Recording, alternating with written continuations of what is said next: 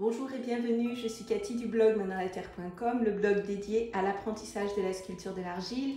Alors sculpter la terre c'est ma passion et je vous partage tout ça sur mon blog, le bien nommé maindansla-terre.com et sur ma chaîne YouTube où vous vous trouvez actuellement. Alors n'hésitez pas à vous abonner, à me mettre un petit like si la vidéo vous a plu et puis bien sûr vous pouvez aussi recevoir mon livre gratuit Réussir ma première sculpture facilement.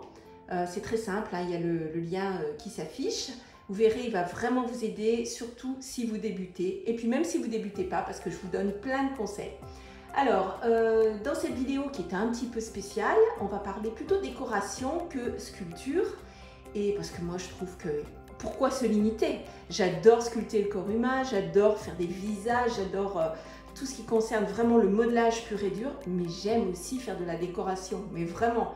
Et ici, à La Réunion, j'habite à La Réunion, je ne sais pas si je vous l'ai dit, je suis très inspirée par la mer. Et donc ma décoration a été un mélange de récupération, des choses que j'ai trouvées sur la plage et aussi dans les hauts, hein, ce qu'on appelle dans les hauts ici, des bambous. Et vous allez voir, j'ai fait plein de choses. J'ai cantonné mes couleurs entre le blanc et le doré. Et puis, écoutez, assez parlé, hein, je vais vous montrer ma déco. Donc on commence avec un sapin réalisé en bambou. Eh ben oui, comme je vous le disais, hein, ici le bambou ça pousse à foison et comme je voulais vraiment avoir cet esprit de récupération, c'est ce que j'ai fait au maximum. Donc là j'ai réalisé ce sapin et des petites pièces. Vous pouvez voir une étoile de mer, il y a des petites boules stylisées, une sorte de dollar, c'est des choses qu'on trouve sur la... C'est pas des billets, hein, c'est des choses qu'on trouve sur la plage. Et j'ai fait sécher des oranges. Donc je me suis dit que ça donnait vraiment un petit mélange sympa.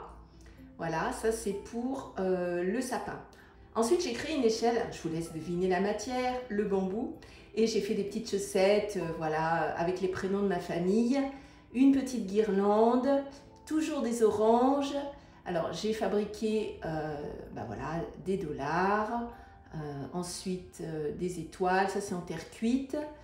J'ai fait un petit paquet cadeau. D'ailleurs vous avez le cours dans une vidéo précédente hein, pour faire le petit paquet. C'est encore le temps de faire votre déco.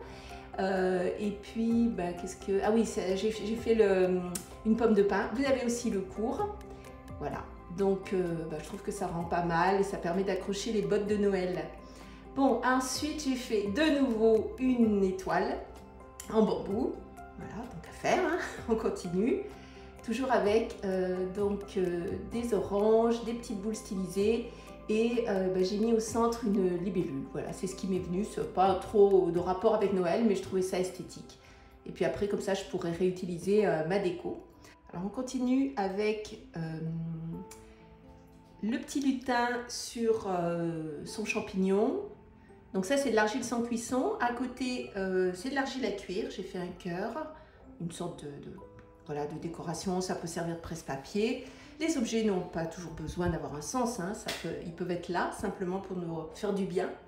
Ça c'est on va dire une méduse imaginaire et j'ai mis des LED à l'intérieur. Donc il y a une partie qui est en terre rouge avec l'engobe blanc. Je vous avais partagé une vidéo précédente où je vous montrais comment faire cette engobe. Et ensuite, j'ai collé de la gaze parce que la gaze, c'est vraiment mon truc. J'en ai sur mes sculptures, mais j'en ai aussi sur mes céramiques.